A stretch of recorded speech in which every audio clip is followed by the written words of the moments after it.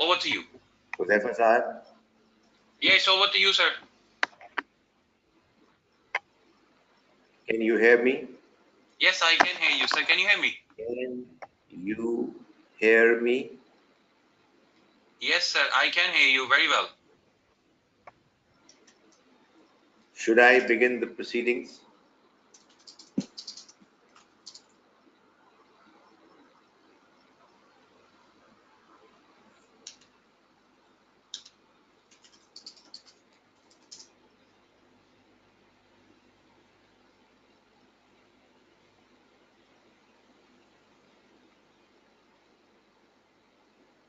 Dr. Saab, can you hear us?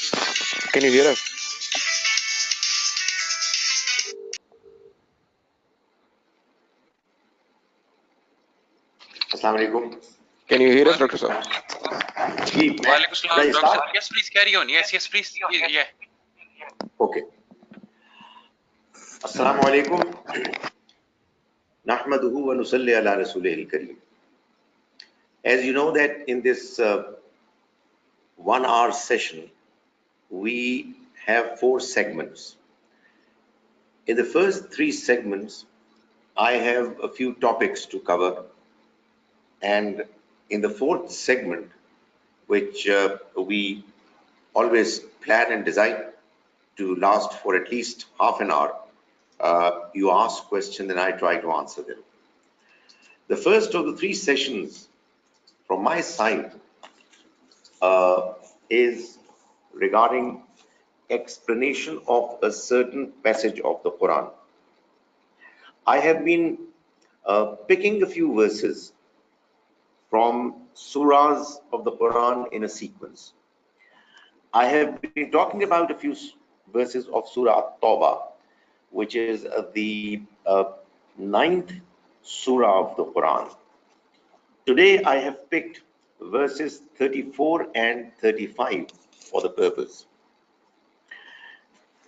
Surah At-Tawbah I mentioned earlier is the surah that talks about the Almighty's punishment that was inflicted upon the people who received God's message through his last messenger, Muhammad, God's mercy be on him, sallallahu alaihi wasallam, directly.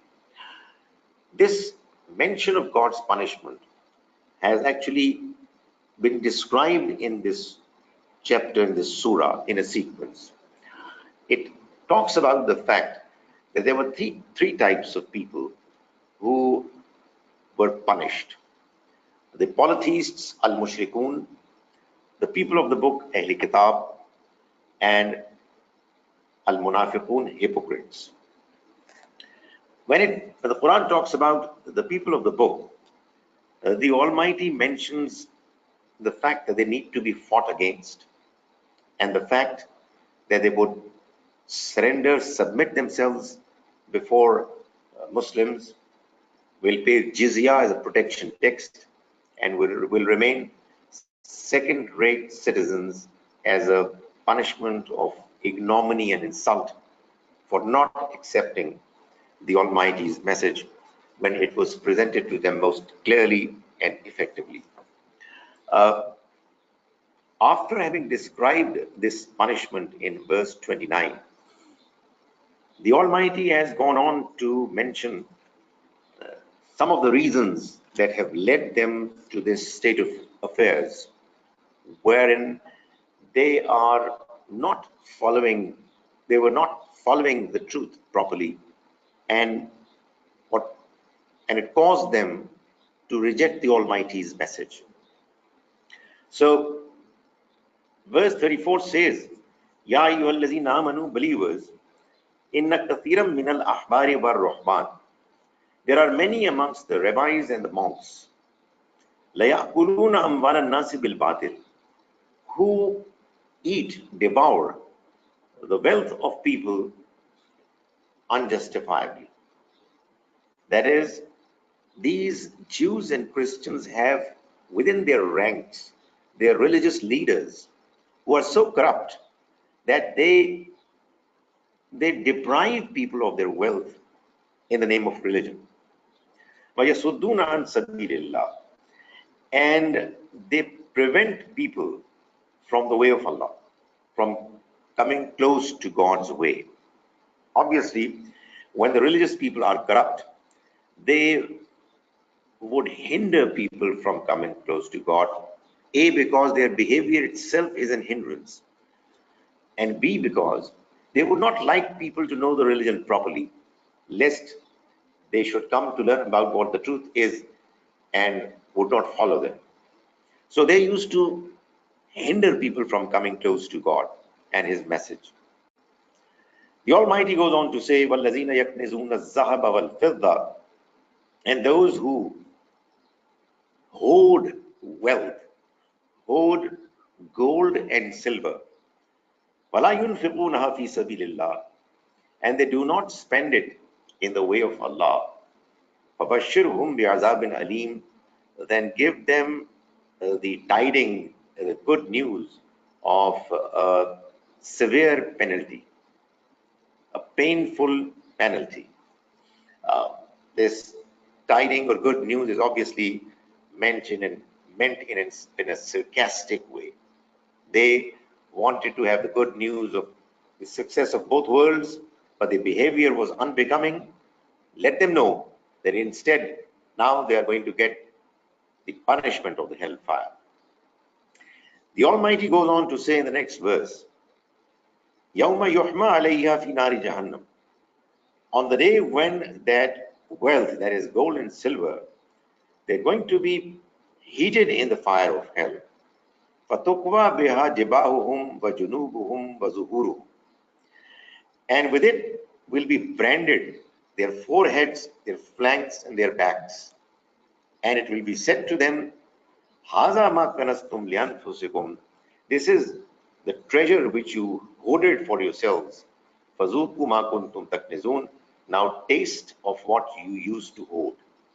In other words, the Almighty is telling us that the reason why the religious leaders of Jews and Christians at the time of the revelation of the Quran went away from the right path or led astray, the reason was their exaggerated love for wealth, for this worldly life. They were corrupt people. They would deprive others of their wealth and would hoard wealth. They were so much deeply in love with wealth that they would not bother whether it is coming from legitimate means or illegitimate means. They had no consideration whatsoever for what is right from what is wrong. They would only look forward to having wealth, more and more of it. So the Almighty says that these are the people who should be given the news of severe punishment in the next life. This gold and silver, whose love has caused them to hoard it more and more and to prevent them from spending this wealth in the way of God. The same wealth, the same gold, the same silver is going to be heated up. It will melt and they'll be branded on their foreheads, their flanks, and on their backs. This is going to be the punishment for those who ignored the truth, who did not pay heed to the correct understanding, the right point of view, the truth coming from the Almighty. So the Almighty mentioned, and I keep repeating it over and over again, that people who would turn away from religion at the time of the messengers were the very people who were morally corrupt. When the messengers would come to this world, they would make the presentation of God's message so effectively that it would not be possible for any good, well-meaning, truth-seeking individual to stay away from that message. Sooner or later, they would join that message. But as far as the corrupt people were concerned, there was no chance whatsoever that they would ever be able to come close to that message. That's exactly what these two verses are mentioning. That the people who turned out to be kuffar, who rejected the message of God, were the ones who were so deeply in love with this worldly life and with gold and silver that they used to hoard and amass, that this obsession with this worldly love and love for gold and silver is what caused them to be drawn away from the message of God, and they rejected it. So the Almighty is telling them that they must not forget the fact that this love is going to cause them to be ultimately punished through the very wealth that they had actually so very deeply loved and had collected and gathered in a manner that caused them to have a belief and understanding that probably this wealth is going to cause them to be successful in the future. That was the first part. The second part of my presentation has got to do with the question of faith. We've been talking about Islam and the different topics that are relevant to the understanding of Islam. And we were talking about beliefs, and the first belief that we were discussing was belief in God. And I'd mentioned a few different aspects of belief in God. Today, I am going to talk about one particular question, and that is it really important that one should believe in God? Does it matter? Well, let me elaborate this question. There are people, and I'm sure that in the part of the world that you are living in, you come across such people more than we do here, although we do have our share of such people in this part of the world as well, who say that, look here, if we are good humans, if we are good to others, we are paying attention to our duties, we are helping out others, etc., then that's what is actually desirable. Why should one be bothered about whether one believes in God or not? I mean, if you feel comfortable believing in Him, you're most welcome, they would say. But please do not force us to believe in somebody whom we don't want to believe in, whose presence we don't find, whose presence is not convincing. So what they say is that it really hardly matters. I mean, if you want to be a religious person, you're most welcome. We would not stop you from being one. But for God's sake, don't force your ideas down our throats. Let us live the way we want to live. It doesn't really matter. It hardly matters. In response to this claim, this stance, what I would say is that yes, most certainly, nobody can be forced to believe in anything. Nobody should be forced to change his views uh, without the person being convinced. However, belief in God is not simply a point of view, an understanding which, if somebody feels like accepting, well, he's most welcome to accept. And if somebody chooses to reject it, well, it's his own prerogative. That's not the case. God, if he is there, needs to be acknowledged. He deserves to be acknowledged. If God is our creator and he is our sustainer, he is the one who gave us all the resources, the facilities, the abilities, the opportunities, the relationships that we have, then indeed he is the one who deserves to be thanked, adored, worshipped for whatever he has done to us. If he is not there, then obviously it's a different matter. Uh, However, if it's a moral issue that a person who is well off but is not taking care of his parents, is ignoring and neglecting them, even though they had taken care of him when he was young, if this is a moral issue and we are inclined to ask such people who are not paying attention to the needs of their parents that they should do it, well, then thanking God and worshipping Him, the way he expects us to worship him is an even bigger moral issue.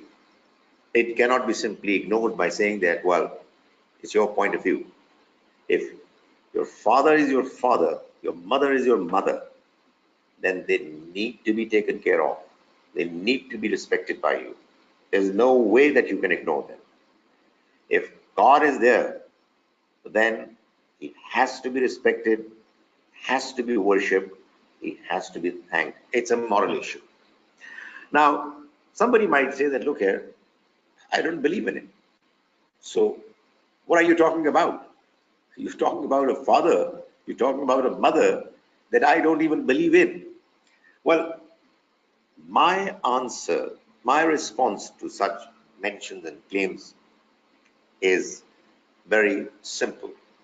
And that is that, look here, you say that you don't believe in him because you have looked at the possibility that whether God is there or not. And after having looked at it, you find that the claim has a very feeble, very weak support. It doesn't make sense. I would say that if you have tried as best as you could and you've come to the conclusion that he's not there, then fair enough. However, have you really tried it? I'll just mention an example.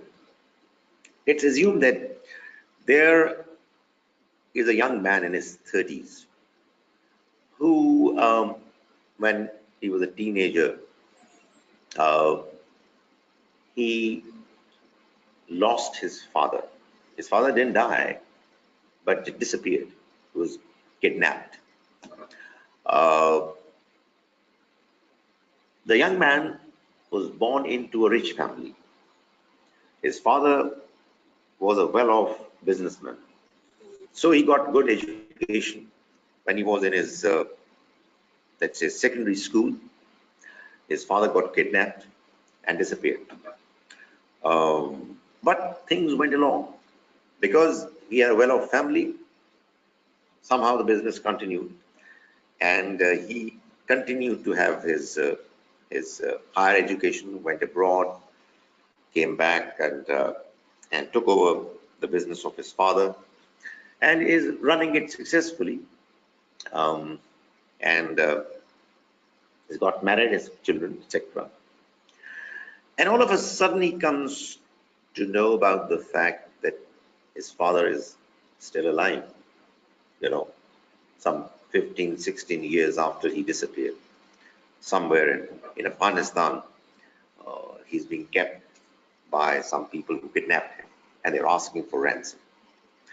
Uh, what should be the response of this person who is not sure that his father is alive, has not seen him? It's just a news. It could be wrong. Uh, could it be that this young man would say that, look here, I'm not interested.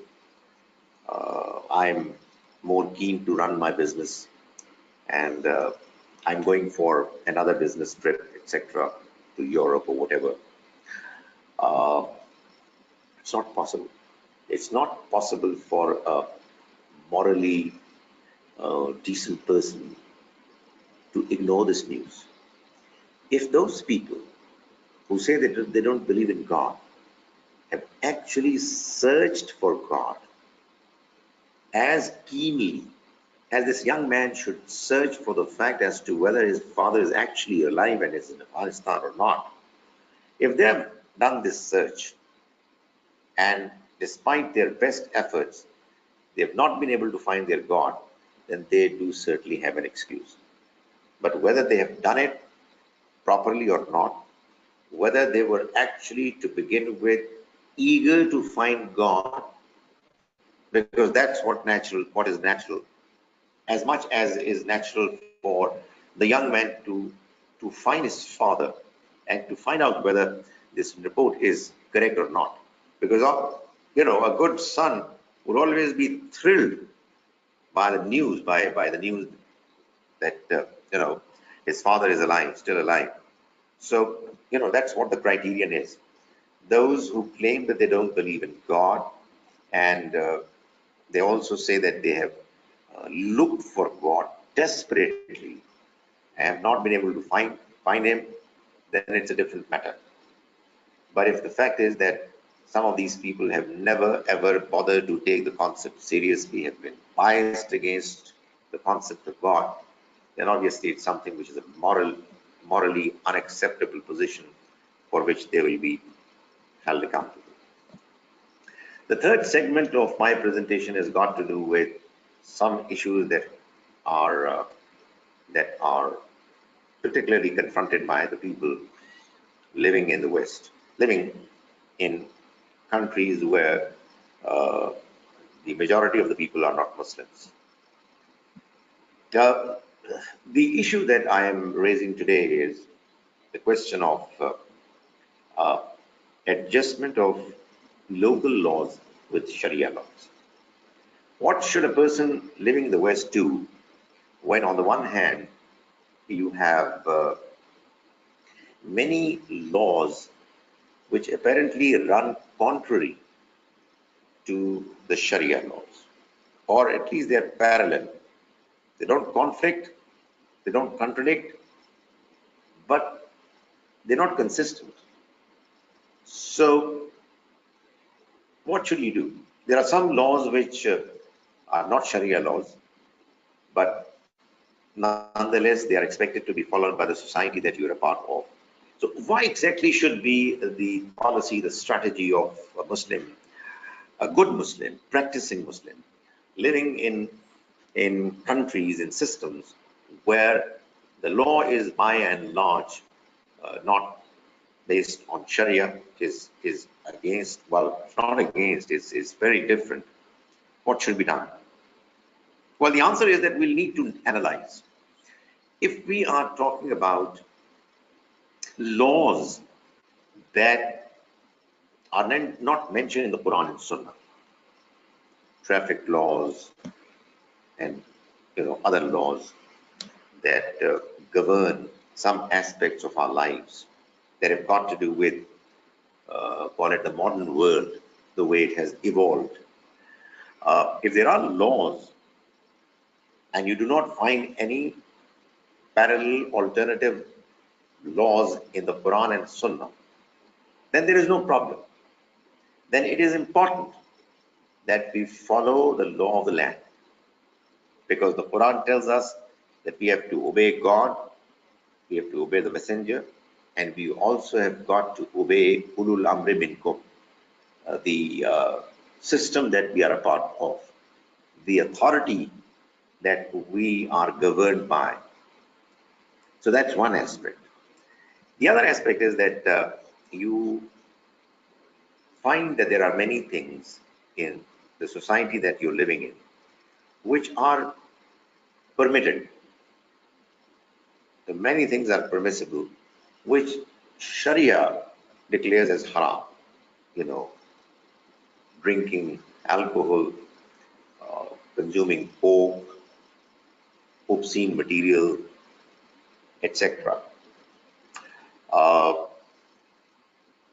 Obviously, if they are declared as permissible in the society that you're living in, all that you need to do is to prevent yourselves from indulging in them. Fight the battle against sin by not being drawn into those evil areas.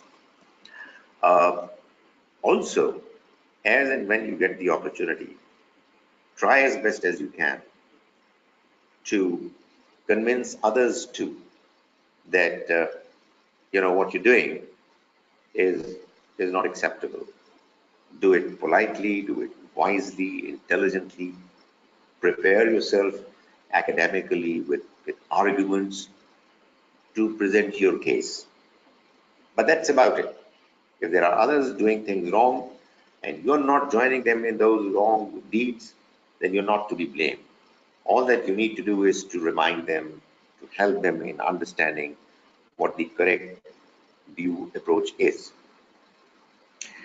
There are still other laws which would require you to do things which are different from what the Sharia tells you to do. Uh, Again, there are two categories. There are two different possibilities. One category of such laws, local laws, are the ones where you have been asked to follow a certain law, a certain pattern.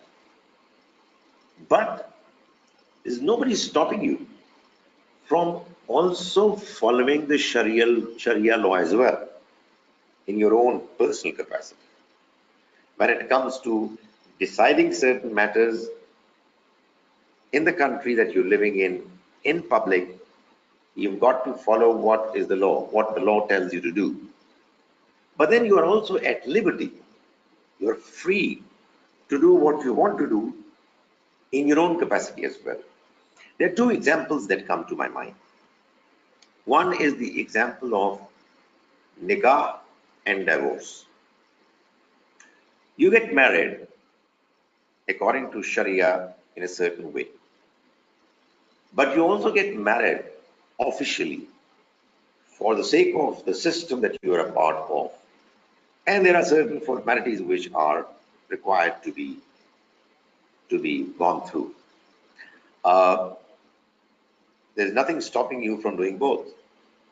Sharia would not stop you from following a certain pattern which somebody else is suggesting, uh, provided if there is nothing in the process that runs contrary to our beliefs, to uh, our views, our values. Uh, the other example, and likewise in the case of divorce, you you get married according to the Sharia, you perform nikah, and you also go to the office of the county council or wherever and get yourself registered as husband and wife. In case of divorce, again, there are two different procedures. Uh, if divorce is to be pronounced, and there is an official way mentioned in the system, which says that you do it in a certain manner, uh, well, that's fine, good enough. Uh, that pronouncement, formal official pronouncement, should be deemed as the Sharia, the pronouncement according to Sharia as well. So there should not be a problem, except for the fact, in my opinion, there are people who disagree with me, that this pronouncement of divorce is to come from the husband, because in case of Sharia, it is the husband who uh, divorces, and it's the wife who asks for divorce. But obviously, it's a matter, as I said, where there are people who have different perspectives. The other, uh, the other law, the other arrangement where there is a difference that I can think of is the law of inheritance. You die in a land where Islamic Sharia is not applied, uh, and you would invariably be asked to write a will, and it would take care of everything. Probably in some cases, if you don't leave a will, your entire wealth is going to be taken over by your spouse, and so on. Uh, Obviously, the Almighty has given a law of inheritance, which mentions in details the various different uh, shares that relatives are to take when when a person dies. Uh, how should the situation be faced? In my humble opinion, when such distribution of wealth is done in accordance with a law which is not based on Sharia, then the person who receives the amount, the wealth, or the persons, the individuals, they should bring back the entire amount which they have received from the system, pool it in one place, calculate what the entire amount to be distributed is, and then honestly, faithfully should distribute the entire amount in accordance with the way the Sharia has suggested. That way, you will be able to deal with both laws, Sharia law as well as the law of the land. Likewise, all other such, all other problems and conflicts can be resolved wherein you apparently find that the Sharia is saying one thing and the local law is saying quite the other. That's about all from me. Now I'm here for you to ask questions and I'll make an attempt to answer. Ji, Hudhaifa Saab, please help me out. Ji, thank you very much. Dr. Saab, can you hear me? Dr. Saab, can you hear me?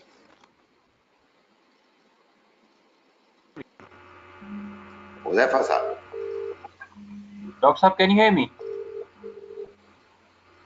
can you hear me? Ji, We can hear you, Dr. Saab. Please help me in the question answer session. Yeah, I will do it, but I don't know if you can answer. I should hear the questions.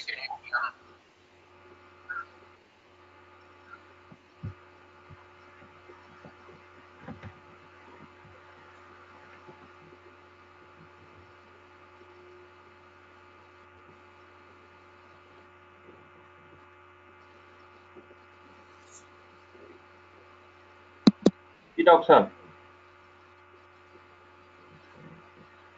Dr. Saab, can you hear me? Hello?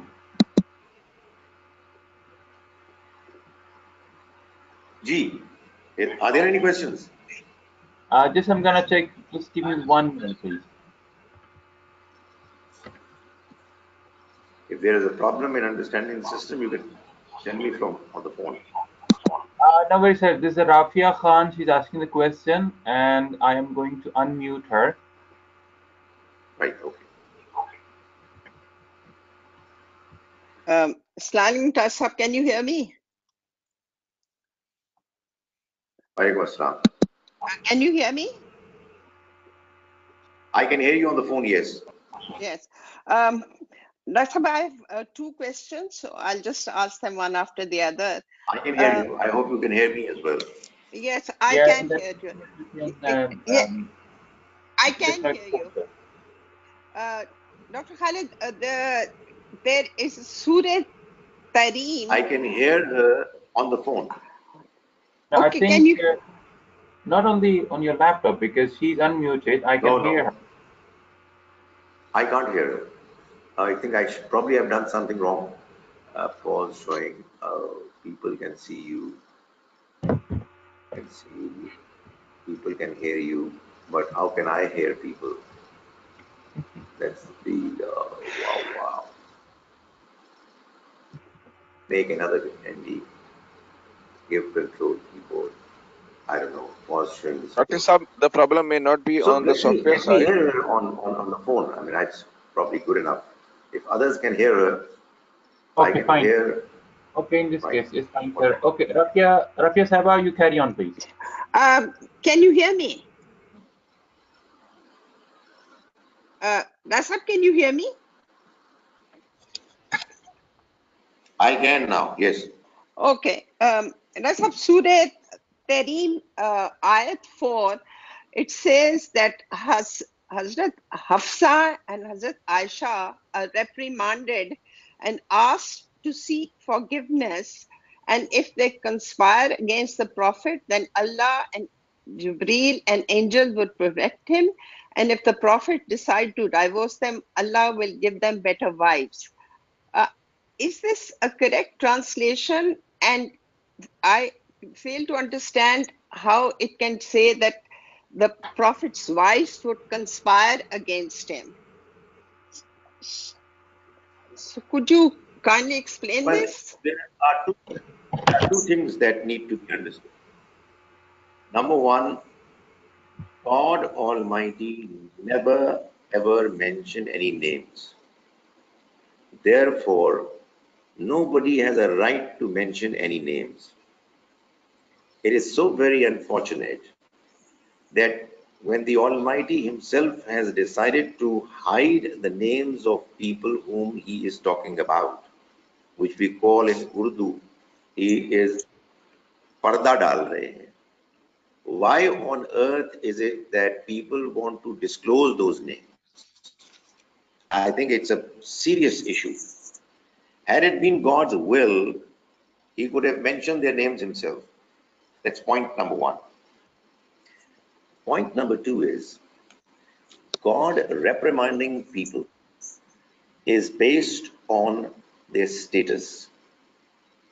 Allow me to say that there are very strong words used by the Almighty regarding prophets as well. Why? Not because there was any chance of them doing anything, God forbid, evil, no chance whatsoever, but simply because their status is so high and lofty that if they do something which is even a slightly less than what was expected of them, then the Almighty comes in and corrects them. And at times, the words are pretty strong. Sometimes the expression is not quite as strong. On other occasions, it's very strong. I mean, the Prophet, may God have mercy on him, was corrected by the Almighty in a polite, soft manner. In verse 43 of Surah 9, Surah Tawbah, verse 43, when the Prophet, may God have mercy on him, he allowed some hypocrites to not go to the expedition of Tabuk. And the Almighty said, uh, Afallahu anka, may God forgive you. Why did you permit them? Uh, that's point number two. Point number three is that the so-called conspiracy is actually mentioned in the Quran, which was that the Prophet, may God's mercy be on him, uh, shared one piece of information with one of his wives, whose name was not mentioned, and she shared it with somebody else. And that's something which the Almighty didn't like. Uh, Again, as I mentioned, ordinarily, if there are two ladies who are doing it, if they would do it, it would not really be as huge an issue. But they were the wives of the Prophet, may God mercy be on him, and therefore the issue was pretty serious. And obviously, the warning that was handed down to them was serious as well. I hope I have answered the question. Uh, can I ask a second question? Ask Huzaifa Sahib. Yeah, you may please. There is another gentleman there in the queue, so yeah, go on with that, please. Um, Pertaining to first of all, Dr. Khalid, I've asked you an important question on your WhatsApp. If you kindly see it and reply to me, please. What I wanted to ask you is, I think I mentioned a relative had died, and I still can't accept it that I have seen cases of people very critically ill who have been able to get cured when if they had been taken for better treatment abroad. What keeps coming into my heart is that what if we had delayed this? What if we had taken this young man a little earlier? You don't think God could have changed his decision and cured him abroad? I've already answered this question of yours in a different forum, but I'll answer it again here as well. What I said then was that the Almighty takes a decision and that decision cannot be changed. That decision is final. However, the decision is based on a number of factors. And the decision is implemented when you go through the different aspects of the implementation of the entire process. What I'm trying to say is that the young relative of yours that you're talking about, who died, passed away recently, uh, could not get the kind of quality medical attention which, if he would have gotten, you think he would have survived. My answer is that if God had decided about his death, it would not have been possible even then. We have several cases. I remember there was a doctor who was a heart specialist and who very proudly said that if somebody comes to our hospital and reports of his heart ailment, then he cannot die of heart disease. He might die of some other disease.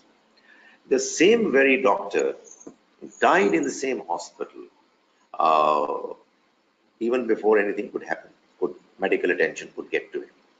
So we are living in a world where we have been asked to take care of the matters that are within our means. We have been asked to cure the people who are taken ill.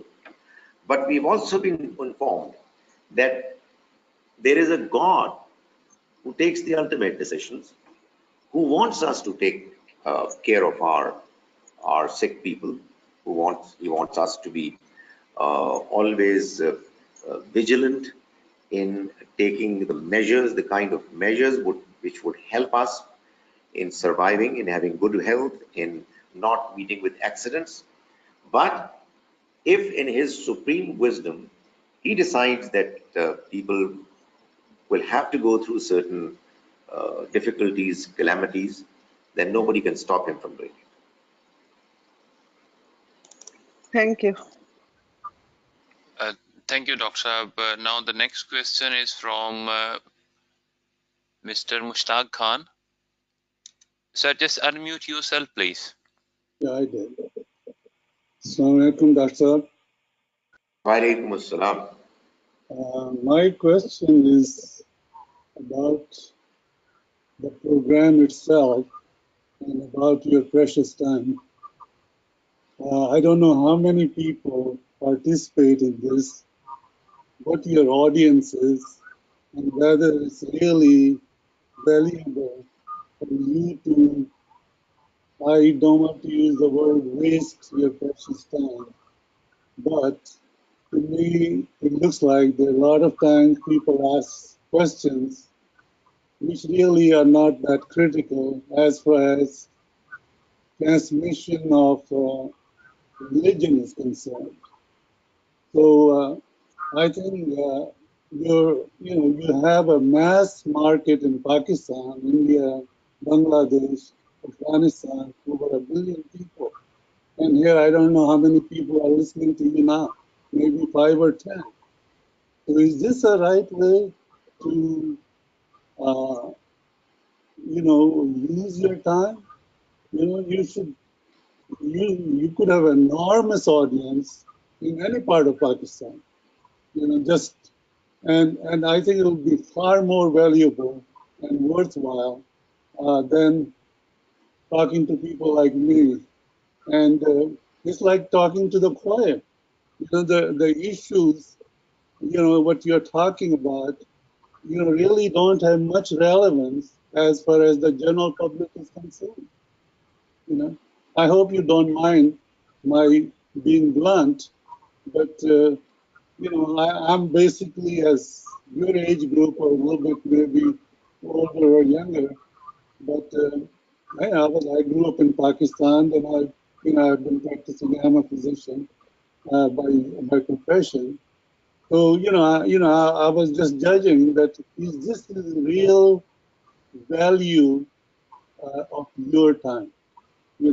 That how was this project planned, and is this the right way of going about it?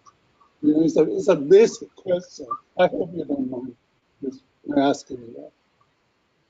Thank you very much. Thank you, Mushtaq Sahab. I think it's a very valid point that you've made. I think one should always worry as to whether the time you are spending in disseminating the word of God, whether you're doing it properly, effectively, or not. Uh, I quite often worry about it, uh, but you know, you Because can do as much as I am attending several of these lectures, and I see the same people asking the same question from different presenters. You know, and what a waste of precious time for these scholars. You know, that's what I was worried about. That this is really a waste of precious time. You know, that you make this effort, you know, prepare these lectures, and then the audience are talking about lipstick and nail polish and uh, eyebrows and things like that. Which are totally irrelevant as far as the basic principles of Islam are concerned. You know, so what are we trying to do? You know, you're absolutely right. You're absolute. This is my concern as well. I quite agree with you.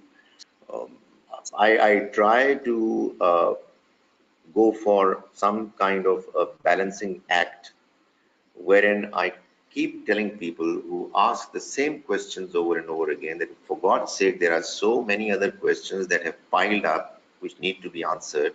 There's so many other concerns that need to be addressed. Uh, let's be a little more considerate. But you see, Mushtaq Sahab, please understand the reality that I can only talk to the people who are prepared to listen to me. I should never ever stop myself from going to people where I am being heard. But obviously, I'm sure you don't want me to go to the places where people are not even willing to listen to me. So, on the one hand, it's important that we choose the subjects, the kind of audience where our voice is more effective. But on the other hand, we cannot ignore and violate the Almighty's basic principle that He has laid down, which is Fazakir in Nafat is Zikra. You remind if reminding helps, if it really is helpful and is making some impact. If there are people who are not prepared to listen to us, then obviously, well, honestly, we're not responsible. But I take your point. It's a very valid point. And I think your point is quite as much applicable to me as it is to the people who are listening to us. That let others ask questions who have questions which are different and be a little more gracious and accommodating so that we are able to reach a much wider audience. This, by the way, Mushtaq, this program of yours that I do is only a 1 hour slot fortnightly, every second week. yeah. So it's not a big deal, but your point is still very valid. And I think, it's something that I'll think about. We always try to be as, diverse in choosing the kind of people that we can talk to. But, be absolutely sure that I value, not everybody is willing to listen to you us. know, value your time as a professional. I know time is the most valuable thing we can give to anybody. And that's True. that's what I appreciate that very much. But sometimes you are exploiting the person. It looks like you're exploiting the person. That this is not the right way to ask you various types of religious questions. So there should be a proper format.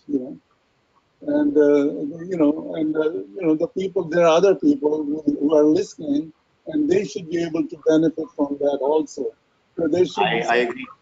some sort of I agree.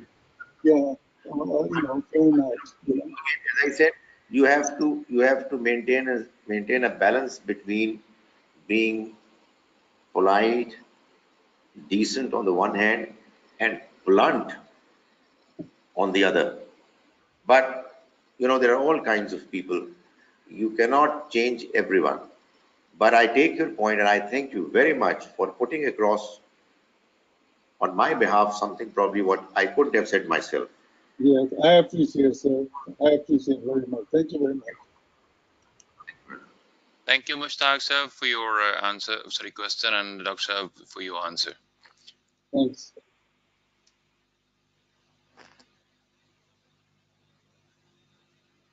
Um, anyone else has a question on that? Let me see if anyone is raising a. Uh, I'm here. Can you hear me? Yes, Raza, carry on, please. Yeah, thank you, Dr. Saab, for that. Just a point for Mushtaq Saab. Of course, if you ever listen to Hamdi Saab, he also complains that people keep asking him about, is it okay if we do wudu over nail polish? And he still continues to answer those questions while he does everything else. Uh, but as Dr. Saab said earlier as well, that you have to kind of accommodate people as well as much as you can. And Dr. Saab has done lots of kind of public appearances as well. He has appeared on television, answered a question over there. He regularly does his Facebook sessions. I think we've shared those on our WhatsApp group as well. And I believe, I mean, he does try to reach out wherever he can to answer those questions. But as Dr. Saab said, he can only answer them if people are willing to listen to him and people are willing to come to him on that. And this session we particularly arranged for our UK audience, so they have a reasonable uh, amount of time in a week, and that matches their time zone where they can directly interact with Dr. Khalid. Otherwise, we have the possibility of interacting with him offline as well, and we've done that in the past. Okay, Dr. Saab, there was just recently a question raised on our WhatsApp group where somebody was saying that apparently there is this Hadith Qudsi which says that if you die and your parents were unhappy with you over something, then all the good deeds of the prophets combined cannot save you. As in, if they were all put in yours on your side, then they could not save you. Now, I personally found that Hadith as moving and as emotional and as inspirational that Hadith is. First of all, I did not find this to be in the spirit of Quran from my personal point of view, and I felt that this is a bit exaggerated as well. I don't think necessarily that it works like so that if your parents are unhappy with you on something, all the good deeds of the prophets combined cannot you know be equal to that. It sometimes feels to me like maybe, if you're not intentional, maybe there is some sort of an unintentional collusion on part of the people who are propagating such views, and Right. on the table and the text itself, that they super favor such ideas because it gives them certain amount of power which can later be exploited as well. For example, I gave somebody the example of wali in marriage, because of course you can you misuse that power over there, that if you marry against my wish, therefore go to hell. So maybe some thoughts on from you on this. Mm. Thank you. There are quite a few things that come to my mind. I hope I am able to briefly mention all of them. The first thing is that honestly, whenever you have an information coming to you through hadith, no matter how reliable apparently it is from the point of view of the criteria of reliability that has been set forth by the muhaddisun, at the end of the day, it's only a claim. We cannot reject it without reason, but we cannot accept it simply because it's presented in the name of the Prophet, because we are not sure whether he said it or not. So really we need to be careful. And I quite agree with you that at times you find certain statements attributed to the Prophet which do not appear to be quite consistent with the basic spirit of religion.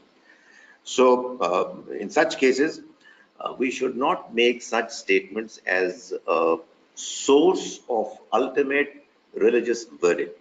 That's point number one. Point number two that I want to mention is that quite often you find in Hadith and in the Quran as well that there are statements which are absolutely correct, provided you assume that there are certain implied understandings which are there, which are assumed to be there. For example, in this particular hadith, the case of this particular hadith, my understanding is that the hadith is absolutely correct. However, it is implied that the son or the daughter who is neglecting the parents are doing it for no justifiable reason. They're doing it in a way which is absolutely immoral. It's not a displeasure shown by the parents for something for which the son or the daughter had a legitimate right, had a legitimate reason, explanation. Sometimes I can understand parents can be unreasonable. So, I mean, if parents are unreasonable and the son or the daughter is trying his, her best to please them, and yet they are not pleased, then obviously it's not his fault. So, unfortunately, what happens is that a pretty good, correct statement is exaggerated, is not taken in its proper perspective because the implied understanding, assumptions are ignored. A third thing that I want to emphasize on the basis of this hadith, and obviously it's not just hadith, Quran is also making such statements, is yes, it's true, Raza Sahib, it's true that at times you do apparently only one thing wrong, and it just destroys everything. I mean, the Quran tells us that the people who forcibly take the wealth of orphans unjustifiably, they're actually taking in the fire of hell inside their bellies. No matter how many prayers they say, how many umrahs they do, it's not going to help because this behavior is just not justifiable. Allow me to say that similar is the case with kufr, rejecting the truth knowingly. I mean, a person knows, for example, from deep inside his heart that Muhammad sallallahu alaihi wasallam is the messenger of God. And he says, there is no way I'm going to accept it. It's just not possible. He's arrogant, he's biased, and he rejects it, opposes it, and does many acts of charity. They're not going to be accepted. So while the principle is correct, and obviously ignoring the rights of your parents is also a very important moral principle. However, it doesn't really mean that parents are annoyed because of something which they should not have been annoyed with. It was something which was reasonable on the part of the child, and yet they are the ones who are at fault. The hadith is not actually saying that even such acts of the child are going to lead him to get his or her good acts completely destroyed. I hope I'm clear. Yeah, thank you very much, Dr. Sir. Dr. We have almost 1 minute to go, but there is Rafia Khaja needs to ask another question. Okay, fine. You've got a few minutes to go. Please. Okay. Yeah, you've been unmuted now, so please you can ask the question. Dr. Khalid, something is bothering me. A family member who was regularly praying 5 times a day suddenly has gone off his prayers because of all the wrong things that are going on in the name of religion. Now, not saying your prayers is a sin, and maybe people are cruel, there's injustice, there's killing, and I've tried hard to talk to him, but somehow it's not working. And because it's a sin, it is bothering me. I don't know how to make him understand that the world can be wrong, corrupt, but it doesn't mean that you should stop saying your prayers. Right. You see, don't ever forget that there is a reality, a part of the reality that you can see. And a part of a reality is the one that you cannot see. So please just focus on what you can see. Don't assume too much. Do as best as you can and leave the results to the Almighty. This relative or whoever of yours who has been saying his prayers, we don't know what is the reality of what he was doing. Hopefully, he was doing it with good intentions, but we don't know. God is the best judge. If the person was saying his prayers, and because of this flimsy reason that he finds that the Muslims, many of them are not morally good, he leaves his prayers, then obviously the reason why he said his prayer was not that he was convinced that saying prayer is the right of the Almighty. He thought that probably because there are Muslims who say their prayers, that I should also say my prayers. If the person is a young man, well, help him understand that look here, what Muslims are doing is not what Islam is. You can only help the person understand. You cannot force the person understand. And then don't forget the fact that, there is a time factor as well. Sometimes there are people, especially young people, who react to certain happenings around them. They take a decision, they spend a few years, and then they realize that what they did was wrong, and life goes on. So let's not be impatient. Let's patiently try to do our task, help others understand as much as we can, should not overdo it and exaggerate, and let's pray to the Almighty for to enable him to ask him to enable this person, this young man, to come back to praying ways. Dr. Khalid, he says that he has seen that in the name of religion, and they quote the Quran and they kill the non-Muslims, and they kill whoever they feel is doing something wrong, and it's all in the name of Islam, and that has put him off. So I will just try, as you said, I'll be patient. Thank you. Yeah. Thank you very much, Rafia Saba. Dr. Saab, we could conclude our session now, but may I ask you one last question on that? That's Dr. always a prerogative of the organizer. Yeah. Okay. So you had said earlier, when you were mentioning about believing in God, an example, that if a son found out that his father's been captive somewhere in Afghanistan or somewhere, and then if he does not go and find out, then is something wrong with him. Okay. My question is, we see around fathers and mothers, that's why we want to go out and see if my father is there or my mother is there. But we don't see God around. So why should I be that concerned that I go and look for God if really God is there or not? You see, the example that I had given was the example of a father who was not visible, and there was a chance that this piece of information, that the father who was kidnapped, and there was a predominant possibility that he was dead. The news that this son receives is that he's not dead, he's still alive. Similar is the case with the fact that God, who it is said created us and is sustaining us, is there. Hmm. The Father is alive. It's a news. It's not confirmed. Hmm. God is there. It's a news. It's not confirmed.